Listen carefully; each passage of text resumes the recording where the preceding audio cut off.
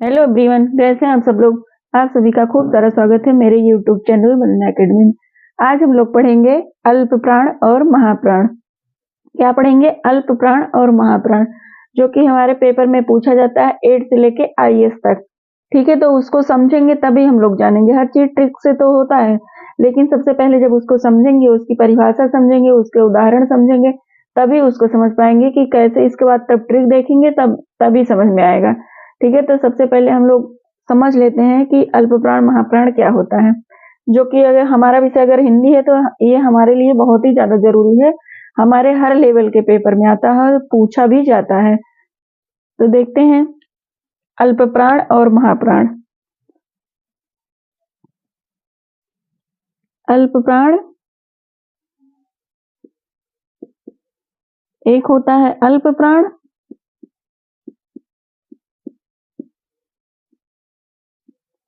और दूसरा होता है महाप्राण।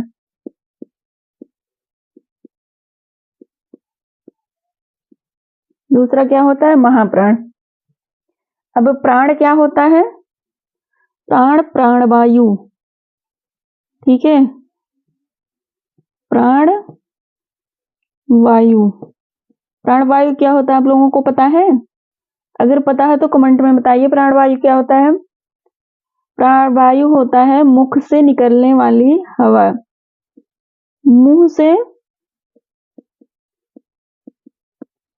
से निकलने वाली हवा।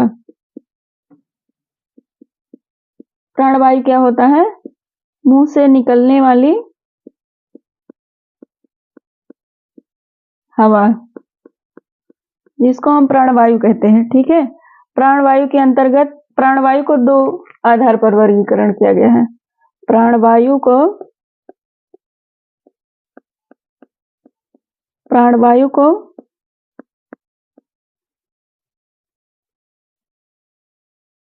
दो रूप में वर्गीकरण किया गया है।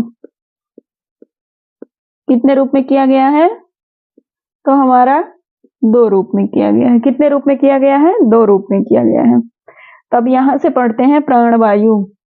अब यहां से पढ़ेंगे प्राण वायु। ठीक है, अब यहां से पढ़ेंगे प्राणवायु। प्राणवायु कितने आधार में वर्गीकरण? दो आधार में वर्गीकरण किया गया है। पहला क्या है? पहला है हमारा अल्प प्राण।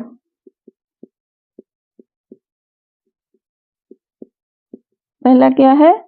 अल्प प्राण। दूसरा क्या है? महाप्राण। दूसरा क्या है? दूसरा महाप्राण। अब इसका संधि विच्छेद करेंगे। अब इसका करेंगे संधि विच्छेद, तब इसका अर्थ समझ में आएगा।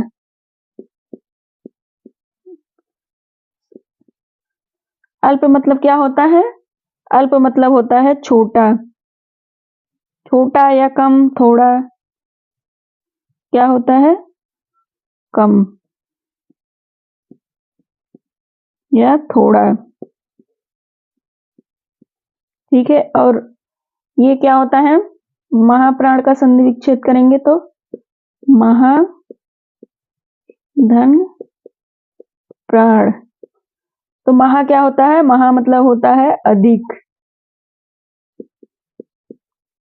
अधिक या ज्यादा, यही तो होता है। आया समझ में? अब इतना समझ लोगे तो इसकी परिभाषा भी आ जाएगी और सारी चीज आ जाएगी, उसमें कुछ बताने की जरूरत नहीं। इसको आप लोग नोट कर लीजिएगा।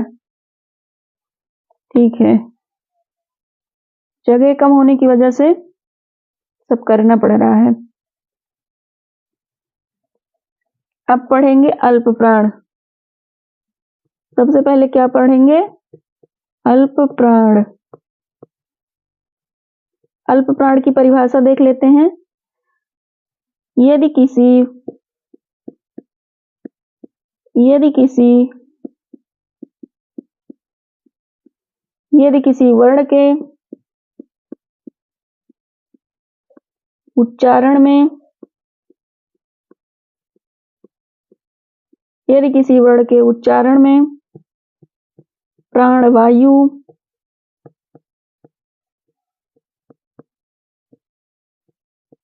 प्राणवायु कम मात्रा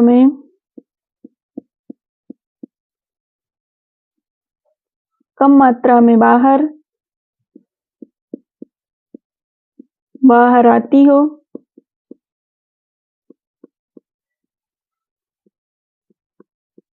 तो वह अल्प प्राण होता है। क्या होता है? तो वह अल्प प्राण होता है। क्या होता है? तो वो हमारा अल्प प्राण होता है। अब अल्प प्राण प्रत्येक वर्ण के, ठीक है, अल्प प्राण अब यहाँ प्रत्येक वर्ण के, जो हमारा वर्णमाला होता है, अभी उसमें बताएंगे आगे लिख के कि कैसे क्या होता है। प्रत्येक वर्ण का पहला, तीसरा और पांचवा, प्रत्येक वर्ण का पहला और तीसरा और पांचवा क्या होता है? अल्प प्राण होता है।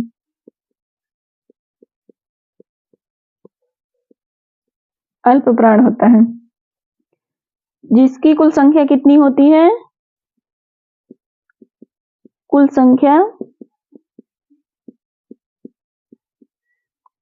संख्या कितनी होती है? एक चीज गलत हो गया, इसके अंतर्गत अंतस्थ व्यंजन भी आता है। इसी में अंतस्थ व्यंजन भी आता है। अंतस्थ व्यंजन पता है क्या होता है? नहीं पता है तो देखो, इसके अंतर्गत अंतस्थ व्यंजन भी आता है, या, रा, ला और वा, ये भी इसी के अंतर्गत आता है। जिसकी कुल संख्या होती है, अल्प प्राण की कुल कितनी संख्या होती है? कुल संख्या होती है 19। अभी आगे बताएंगे जब लिख के वर्णमाला, तो उसमें काउंट कर लेना तुम लोग कि कैसे कितना क्या होता है। कितनी होती है? 19 होती है। और सभी स्वर भी अल्प प्राण के अंतर्गत ही आते हैं। सभी स्वर व्यंजन, सभी स्वर भी अल्प प्राण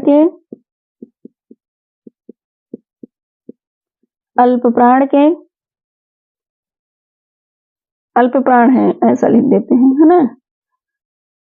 तो स्वर कितने हैं? 11। कितने हैं सर? 11। तो हमारा 11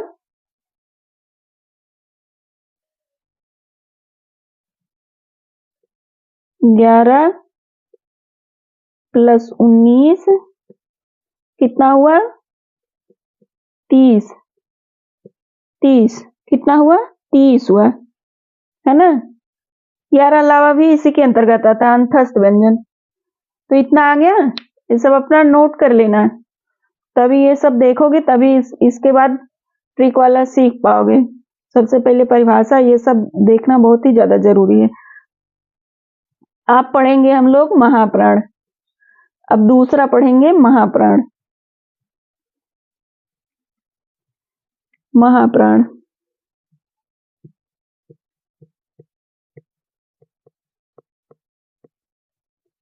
दूसरा क्या है? महाप्राण। इसकी परिभाषा है, महाप्राण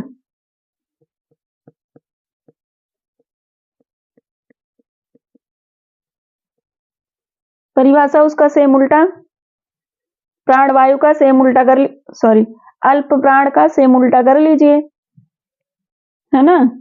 महा मतलब बड़ा और अधिक। यदि किसी, राइटिंग पे ध्यान मत दीजिएगा, राइटिंग बहुत ज्यादा अच्छी नहीं है मेरी, बस आप लोग समझिए। किसी वर्ण में प्राणवायु या प्राणवायु बड़ी मात्रा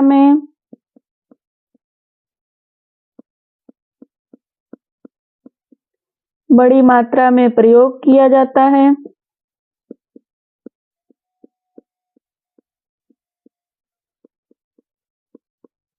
क्या किया जाता है? प्रयोग किया जाता है, तो वह महाप्राण कहलाता है।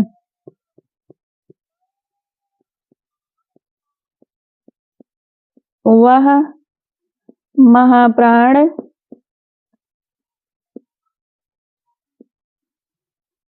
कहलाता है।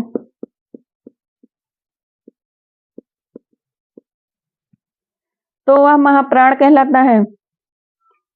और ये कितना कितना होता है? कौन कौन सा वर्ण होता है इसमें? प्रत्येक वर्ग का, प्रत्येक वर्ग का क्या? प्रत्येक वर्ग का दूसरा और चौथा। ठीक है, प्रत्येक वर्ग का दूसरा और चौथा। इसके अंतर्गत ऊष्म व्यंजन भी आता है। ऊष्म व्यंजन भी हमारे महाप्राण में आता है। अल्प प्राण में क्या आता है? अंतस्थ व्यंजन। और महाप्राण में क्या आता है? ऊष्म व्यंजन। ऊष्म व्यंजन क्या आता है? ऊष्म व्यंजन। ऊष्म व्यंजन कौन कौन सा होता है? श, श, स और हा। जिसकी संख्या कितनी होती है? जिसकी संख्या होती है 4 और ये होता है 10। और महाप्राण व्यंजनों की संख्या कितनी होती है? सभी महाप्राण व्यंजनों की संख्या, सभी महाप्राण व्यंजनों की संख्या, व्यंजनों की संख्या कितनी होती है? 14। कितनी होती है? 14 होती है।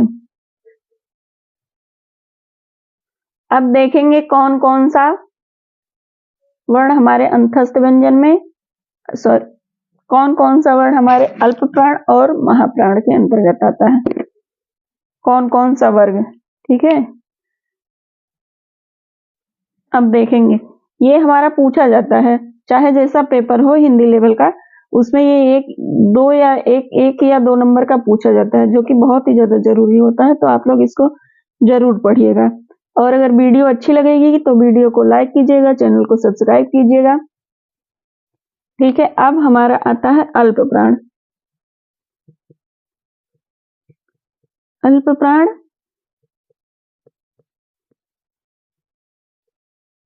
महाप्राण।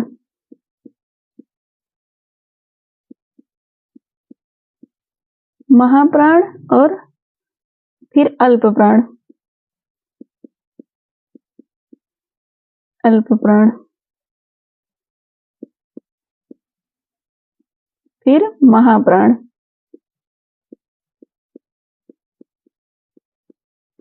जगह कम है तो आप लोग मैनेज कर लीजिएगा।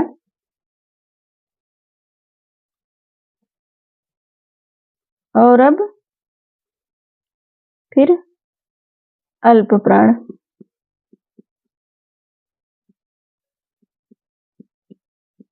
मैनेज कर लीजिएगा। ठीक है, तो इसके अंतर्गत अल्प प्राण के अंतर्गत हमारे क्या क्या आता है?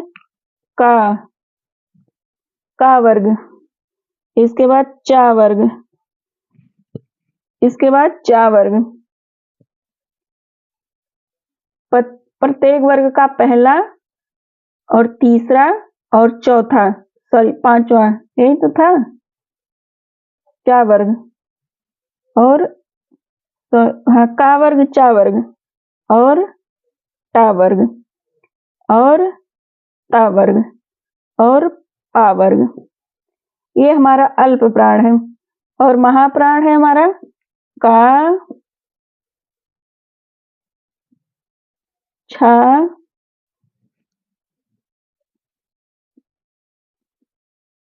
टा,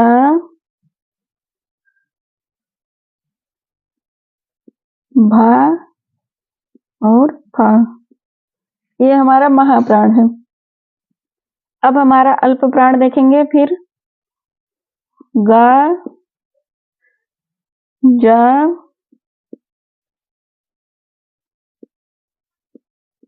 अंगा, दा और बा। ये हमारा क्या है? अल्प प्राण है। महाप्राण के अंतर्गत घा,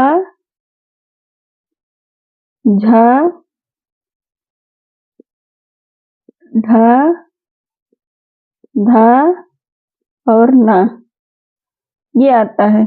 और अल्प प्राण के अंतर्गत पांचवा वर्ण, पांचवा वर्ण क्या है? अंगा, ञ, ड़ा, ना और तथा धना और मा। ये भा है, पा फा बा भा, ये भा है, पा फा बा भा मा। तो इसको देखेंगे क्या था उसमें, क्या थी परिभाषा अल्प प्राण की? प्रत्येक वर्ण का, प्रत्येक वर्ण का कौन कौन सा? ये पहला, ये हमारा क्या है? अल्प प्राण है। ये हमारा अल्प प्राण है। ए भी अल्प है, ए भी अल्प है, ए भी अल्प है। ये सब पहला वर्ण है, ठीक है, पहला। और तीसरा, यही तो था तीसरा, अल्प अल्प अल्प अल्प। और पांचवा का खगंग, ठीक है, टा वर्ग का पांचवा वर्ण, का वर्ग का पांचवा वर्ण, अंगा, ये सब पांचवा वर्ण हमारा है। और महाप्राण के अंतर्गत ये का, महाप्राण के अंतर्गत प्रत्येक वर्ण का दूसरा, का खा गा घा, चौथा, ठीक है, ये हमारा चौथा वर्ण है महाप्राण का। और ये हमारा है दूसरा। और जो है हमारा अल्प प्राण के, ये पहला है, ये पहला है, और ये तीसरा है, और ये पांचवा है। ये हमारा आता है अल्प प्राण और महाप्राण के अंतर्गत, इतने वर्ण हमारे आते हैं। तो आप लोग इसको जरूर ध्यान से पढ़िएगा, और हो सकेगा तो इसको नोट भी कर लीजिएगा, क्योंकि ये बहुत ही ज्यादा जरूरी है। पहले इसको पढ़ेंगे तभी हम ट्रिक देखेंगे तो हमको याद हो जाएगा। जब तक ये नहीं पढ़ेंगे तब तक ये सब हमको याद नहीं होगा। उम्मीद करते हैं वीडियो अच्छी लगी होगी। अगर वीडियो अच्छी लगी होगी तो चैनल को सब्सक्राइब कीजिएगा और वीडियो को लाइक कीजिएगा। और हाँ, कमेंट में जरूर बताइएगा कि वीडियो कैसी लगी। और अंतस्थ व्यंजन भी हमारा इसी के अंतर्गत आता है। अंतस्थ व्यंजन हमारा आता है अल्प प्राण के अंतर्गत। अंतस्थ व्यंजन, अंतस्थ किसके अंतर्गत आता है? या, रा, ला, वा। अल्प प्राण, ये क्या है? अल्प प्राण है, ये अल्प प्राण है। और ऊष्म व्यंजन क्या है?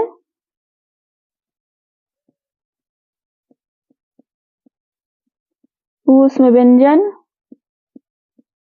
महाप्राण है। ऊष्म व्यंजन के अंतर्गत